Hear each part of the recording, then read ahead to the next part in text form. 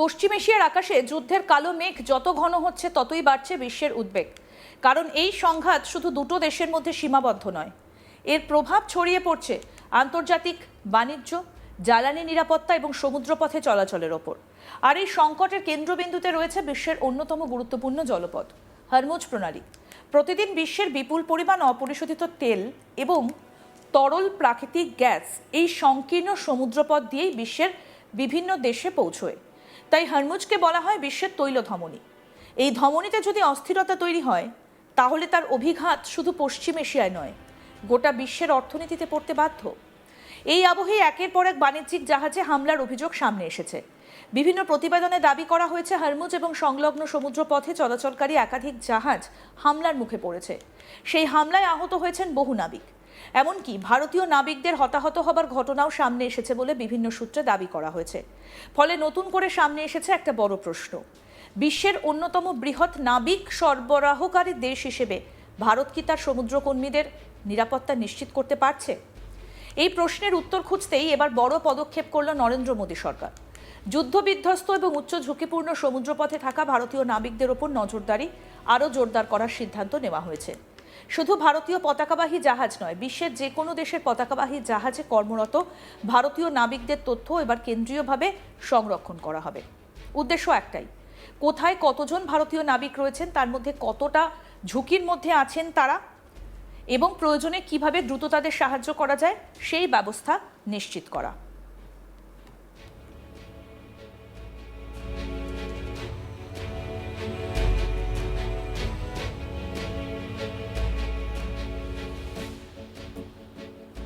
কেন্দ্রীয় জাহাজ প্রতিমন্ত্রী সর্বানন্দ সোনোয়ালের সাম্প্রতিক নেতৃত্বে অনুষ্ঠিত এক উচ্চ পর্যায়ের বৈঠকে একাধিক গুরুত্বপূর্ণ বিষয়ের সিদ্ধান্ত নেওয়া হয়েছে।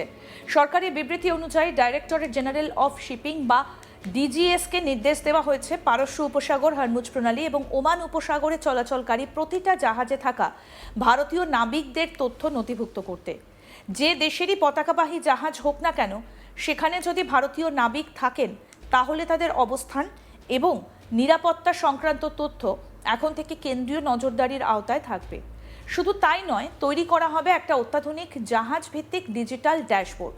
এই ড্যাশবোর্ডে রিয়েল টাইমে জানা যাবে কোন জাহাজ কোথায় রয়েছে, তার মালিকানা কার, কী ধরনের পণ্য বহন করছে, জাহাজে কতজন নাবিক রয়েছেন, তাদের মধ্যে কতজন ভারতীয়, কোন সমুদ্র পথ দিয়ে জাহাজটা যাচ্ছে, পরবর্তী গন্তব্য কোথায়, সংশ্লিষ্ট বন্দরে কী ধরনের নিরাপত্তা ব্যবস্থা রয়েছে এবং সম্ভাব্য ঝুঁকি কতটা।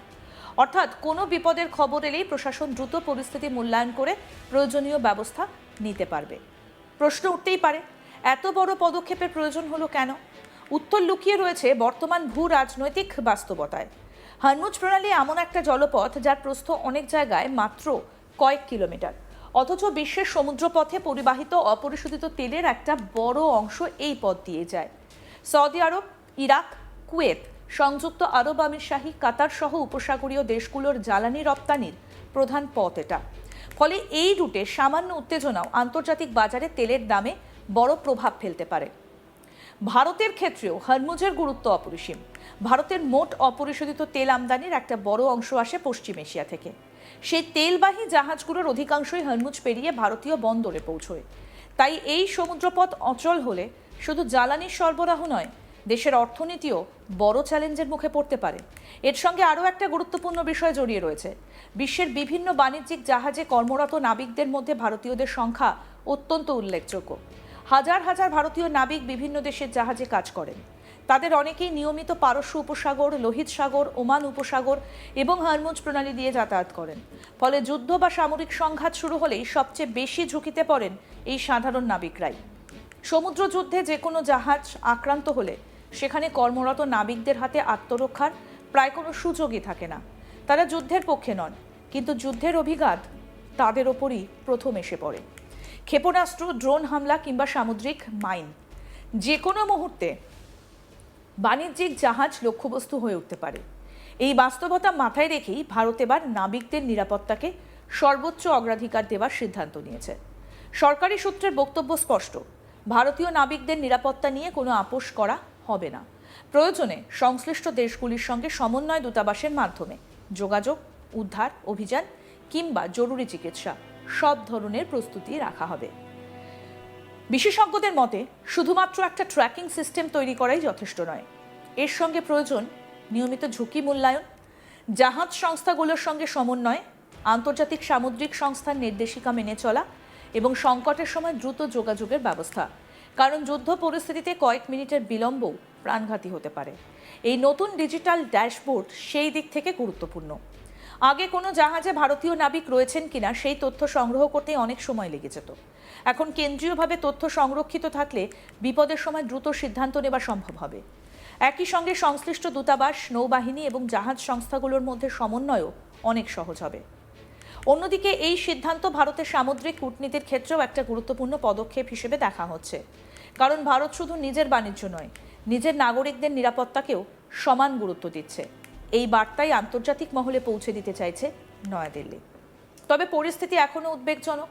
পশ্চিম এশিয়ার সংঘাত যত দীর্ঘায়িত হবে ততই বাড়বে সমুদ্রপথের ঝুঁকি। বাণিজ্যিক জাহাজের ওপর হামলার আশঙ্কা উড়িয়ে দেওয়া যাচ্ছে না।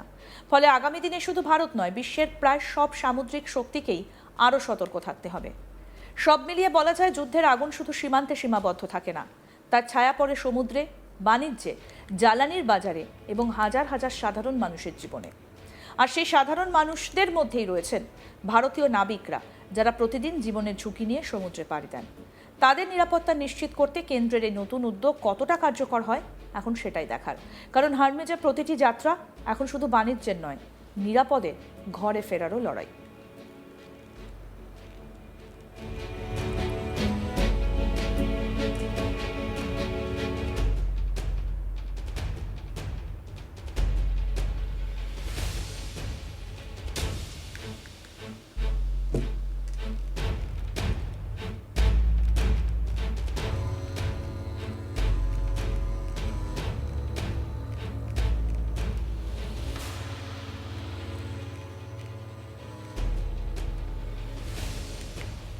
পশ্চিম এশিয়ার আকাশে যুদ্ধের কালো মেঘ যত ঘন হচ্ছে ততই বাড়ছে বিশ্বের উদ্বেগ।